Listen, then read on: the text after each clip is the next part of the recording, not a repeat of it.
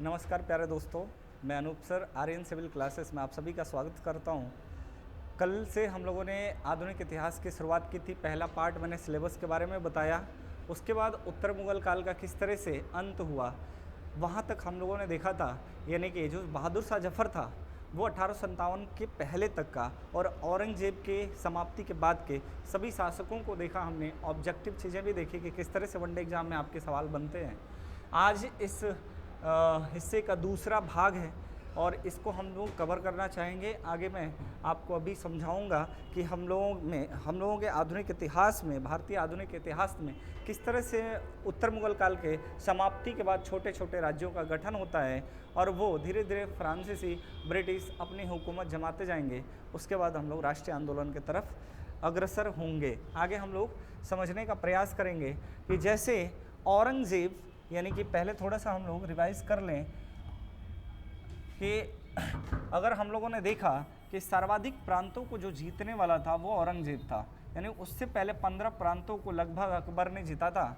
उसके बाद ये जो बाबर था, बाबर का ये हिस्सा रहा।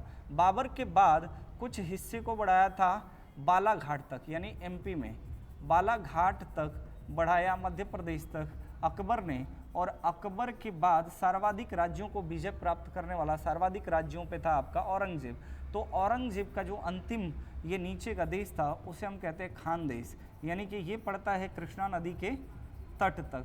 हम कह सकते हैं कि दक्षिण भारत में कृष्णा नदी के तट तक किसने अपने साम्राज्य को मुगल काल में बढ़ा दिया था, तो वो था औरंगजेब। यानी कि औरंगजेब ही सर्वाधिक प्रांतों को विजय प्राप्त हासिल की थी, सर्वाधिक प्रांतों पे। तो ये पूरा का पूरा हमारा मुगल काल था।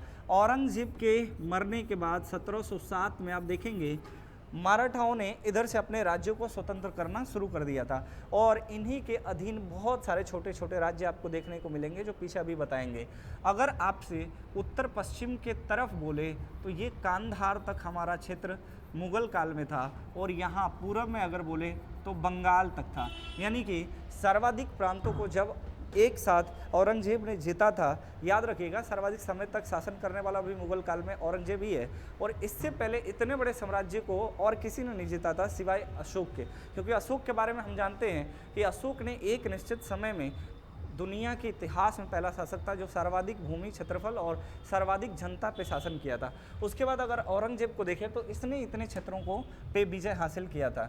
तो हम लोग देखेंगे कि कांधार से लेकर के बंगाल और बंगाल से लेकर के कृष्णा नदी तक, यानी नीचे त्रावणकोर, मैसूर, कर्नाटक, ये कुछ ऐसे हिस्से हैं जो मुगल काल में नहीं थे, मुगल काल के अधीन नहीं थे। तो हम लोग दूसरे हिस्से में यही देखने का प्रयास करेंगे कि किस तरह से मुगल काल के टूटने के बाद से छोटे छोटे राज्यों का गठन हुआ। कुछ स्वतंत्र राज्य बनेंगे जैसे बंगाल, हैदराबाद, अवध, ये सभी स्वतंत्र राज्य अपना जो मुगल काल के शासक हैं उनके यहाँ जो टैक्स देना, राजस्व देना, वो सारा बंद कर देंगे। तो ये जो हमारा छोटा छोटा हिस्सा है उसको हम लोग देखेंगे। तो चलिए हम लोग देखते हैं कि ये जो प्रांत हैं ये हैं उत्तर मुगल काल के बाद से, यानी औरंगजेब के ख़त्म होने के बाद के। हम देखेंगे कि इसमें कौन कौन से राज्य हैं। तो इस क्षेत्रीय राज्यों को बनाने वाले मुगल अधिकारी ही थे, यानी मुगल अधिकारियों ने ही इन राज्यों की स्थापना की थी। तो जो मुगल अधिकारी थे ये किन किन राज्यों की स्थापना की, तो ये मैंने पहले से ऑलरेडी लिख रखा है। मैं पहले ही बता दूं कि हम लोगों ने कल पीडीएफ पे देखा था। मुझे पीडीएफ पे पढ़ाने में थोड़ी सी असुविधा महसूस हो रही थी, तो मैं सोचा डायरेक्ट बाई हैंड राइट करके ही आप लोगों को पढ़ाया जाए। और आप लोग चाहेंगे तो इसका स्क्रीनशॉट हम लोग टेलीग्राम पे डाल देंगे या आप खुद स्क्रीनशॉट इसका ले सकते हैं। ठीक है, आगे समझ रहे हैं।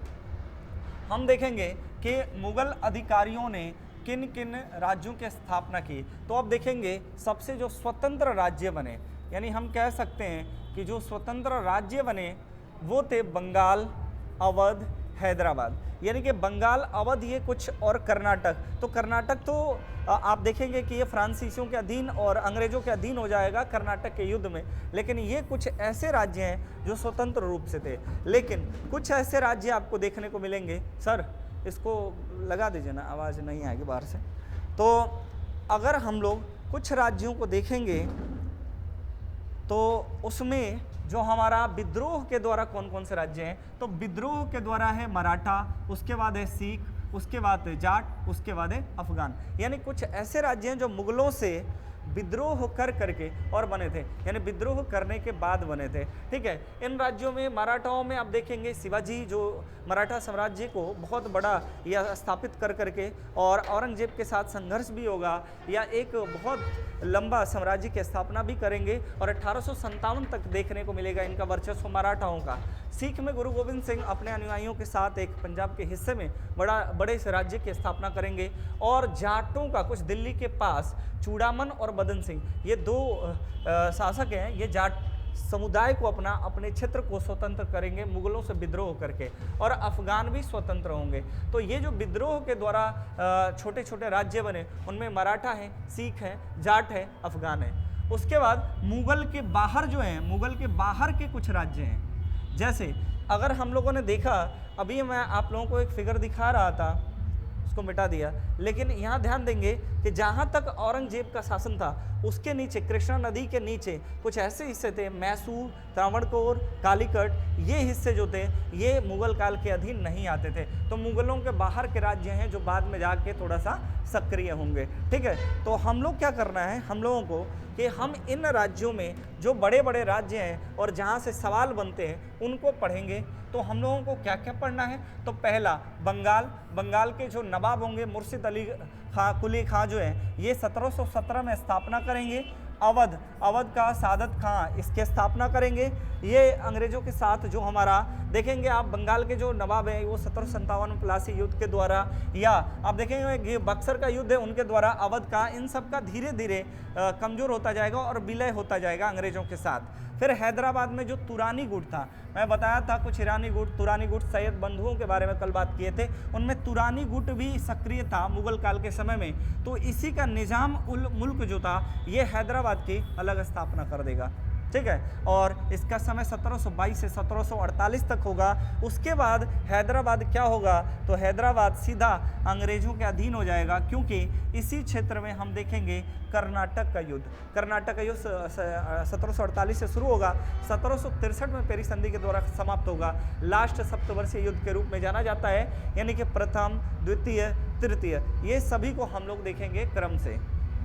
आगे थोड़ा सा रोकिए तो वीडियो, आगे हम लोग बात करेंगे, यानी कि जो बंगाल है, अवध है, हैदराबाद है, इनको समझेंगे। इनको समझने के बाद मराठा, एक मिनट रुक जाइए, इसके बाद कौन है, तो मराठा। तो मराठाओं को विस्तार से समझने का प्रयास करेंगे। फिर सिख राज्य, इनको भी विस्तार से समझने का प्रयास करेंगे। और मैसूर के साथ भी युद्ध होगा ना, मैसूर के साथ जो है, इसमें आप देखेंगे कि ये विजयनगर साम्राज्य से चलता आया, जिसमें अडियार वंश होगा, इसी में हैदर अली और टीपू सुल्तान होंगे।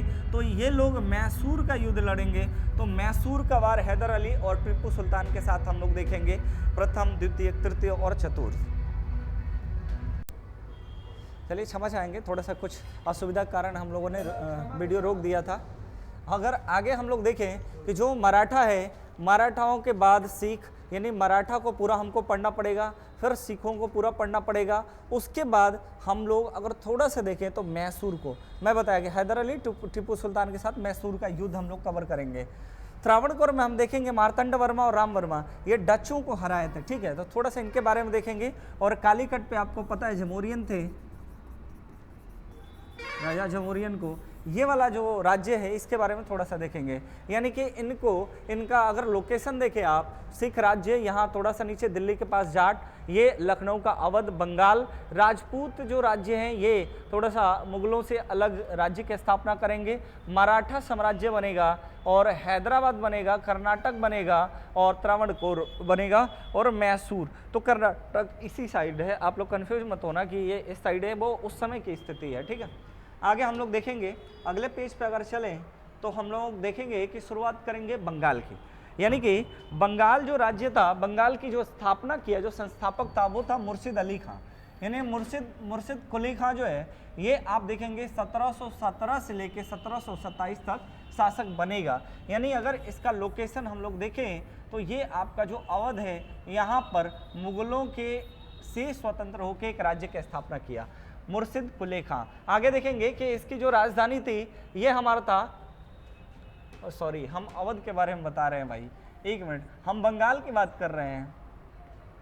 बंगाल के में आएंगे। पहले मेरे दिमाग में था कि अवध को समझा ले, लेकिन यहाँ पेज पे ऑलरेडी बंगाल है, तो बंगाल को हम लोग पहले समझ लें, उसके बाद अवध को समझेंगे, ठीक है। मुझे भी लगा कि मुर्शिद कुली खां कहाँ से आ गया, वो तो सादत खां है। चलिए कोई बात नहीं, आगे हम लोग देखेंगे कि जो बंगाल का क्षेत्र है, यानी कि ये बंगाल जो इसके नवाब बनेंगे वो मुर्शिद कुली खां, यानी कि मुर्शिद कुली खां ने 1717 में ही एक स्वतंत्र राज्य घोषित करेगा अंग्रेजों के अलावा, यानी कि इसकी राजधानी थी मुर्शिदाबाद।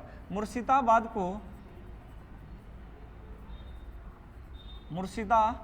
को ये राजधानी बनाएगा। उसके बाद देखेंगे कि मुगलों से ये स्वतंत्र राज्य बनाया।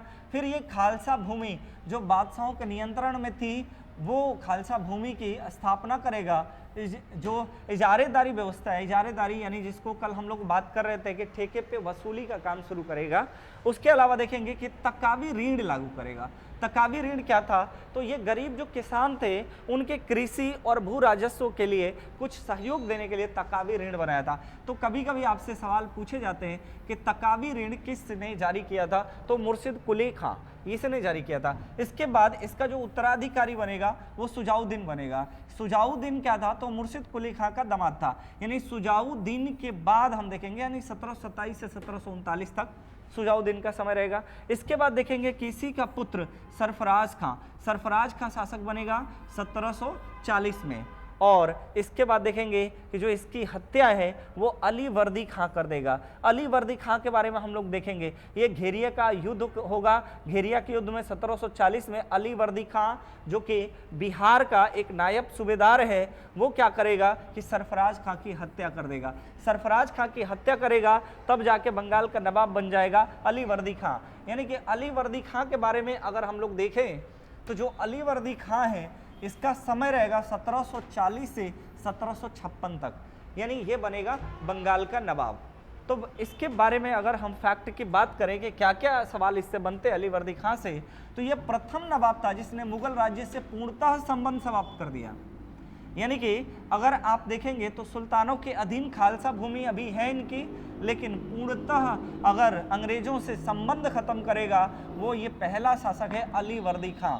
और इसने उनको राजस्व देना भी बंद कर दिया। यानी दिल्ली से अभी ये रेगुलेट हो रहा है, यानी दिल्ली से बंगाल चल रहा था, लेकिन पहला शासक होगा अली वर्दी खां जो क्या करेगा कि मुगलों से पूर्णतः संबंध भी समाप्त करेगा और उनको जो कर है, जो राजस्व है, वो भी देना बंद कर देगा। फिर आगे देखेंगे कि फ्रांसीसियों व अंग्रेजों को कलकत्ता और चंद्रनगर की घेरेबंदी नहीं करने दी थी। यानी फ्रांसीसियों और अंग्रेजों ने बहुत प्रयास किया घेरेबंदी की, लेकिन कलकत्ता और चंद्रनगर में घेरेबंदी करने से रोका था अली वर्दी खां ने। ठीक है, समय इसका टाइम पीरियड 1740-1756 का है। आप समझ सकते हैं इसके बाद किस तरह से उभर के आएंगे ये दोनों शक्तियां, फ्रांसीसी और ब्रिटिश, क्योंकि 1748 में कर्नाटक का युद्ध, 1757 प्लासी, बंडीवसा और सारे बक्सर युद्ध और इलाहाबाद संधि सारा देखने को मिलता है।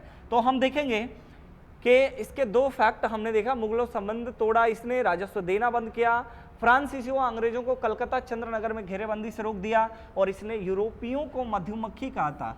ये मधुमक्खी क्यों कहा था? ये अली वर्दी खां की दुर्दशा अच्छी थी।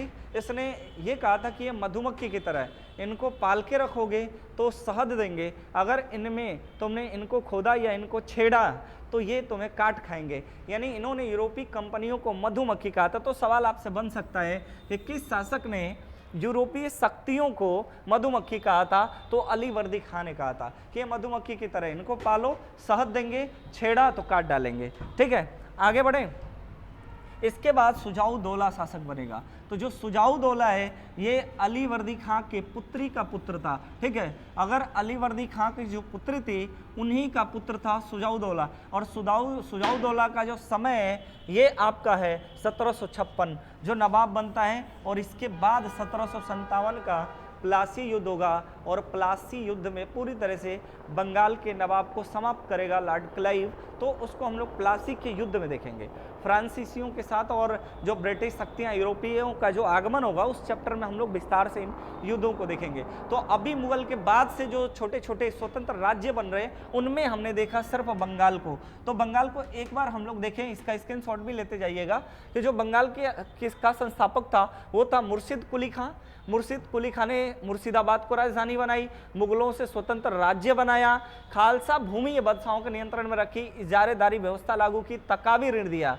उसके बाद सुजाउद्दीन सरफराज खां, और सरफराज खां की हत्या करके अली वर्दी खां बना। तो अली वर्दी खां को हम लोगों ने देखा कि जो अली वर्दी खां है ये प्रथम नवाब है जो अंग्रेजों से संबंध तोड़ेगा, राजस्व देना बंद करेगा और फ्रांसीसियों को, अंग्रेजों को कलकत्ता चंदनगर में घेरेबंदी से रोकेगा, और इसने यूरोपीय कंपनियों को मधुमक्खी की तरह बोला था। उसके बाद अंतिम जो सिराजुद्दौला हैं ये शासक होंगे, बंगाल के नवाब होंगे, फिर आएगा प्लासी का युद्ध। तो ये है इतिहास हमारे बंगाल का।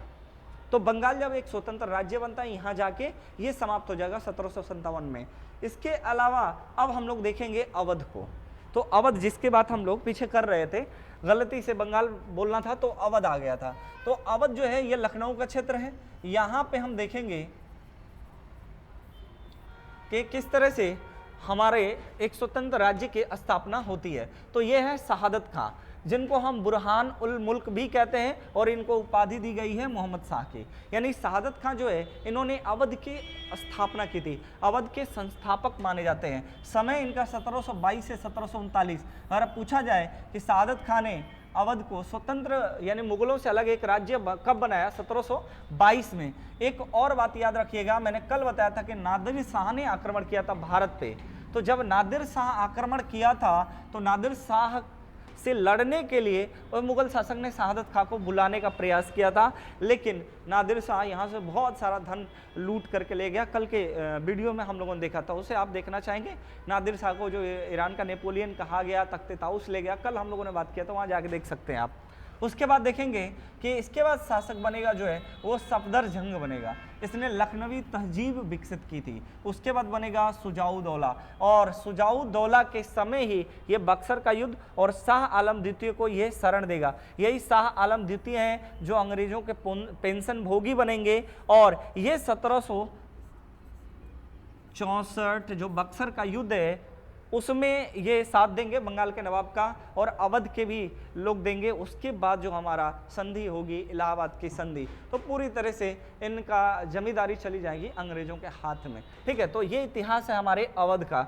उसके बाद अगर देखें तो अच्छा, अवध के बारे में ही हम लोगों को देखना था, अवध और जो हमारा बंगाल था। यानी कि अगर हम लोग देखें यहाँ पे तो बंगाल के बारे में हम लोगों ने देख लिया, मुर्शिद कुली खां जो ये बंगाल की स्थापना करेंगे, और अवध के बारे में देख लिया। यानी कि जो हैदराबाद है और जो कर्नाटक है, ये कर्नाटक के बारे में आगे, और मराठाओं के बारे में देखेंगे। यानी जो हमारा अगला वीडियो होगा वो मराठाओं से संबंधित होगा, मराठाओं का उदय और वो कौन कौन से किनके साथ युद्ध हुए, और शिवाजी को हम लोग देखेंगे, उनका प्रशासन देखेंगे, उनकी व्यवस्थाएं देखेंगे कि किस तरह से वनडे एग्जाम में शिवाजी से सवाल आते हैं। तो हमने बंगाल देखा, अवध देखा। उसके अलावा छोटे छोटे राज्यों को हमने देखा कि उत्तर मुगल काल के अधीन, यानी जब कमजोर पड़ रहा है मुगल काल तो किस तरह से ये राज्य बन रहे हैं। और कल के वीडियो में हम लोग मराठा देखेंगे, और मराठाओं के बाद से हम लोग आगे यूरोपीय कंपनियों का आगमन देखेंगे, और बाकियों के बारे में थोड़ा थोड़ा बात हम लोग कर लेंगे। ठीक है, बहुत बहुत धन्यवाद।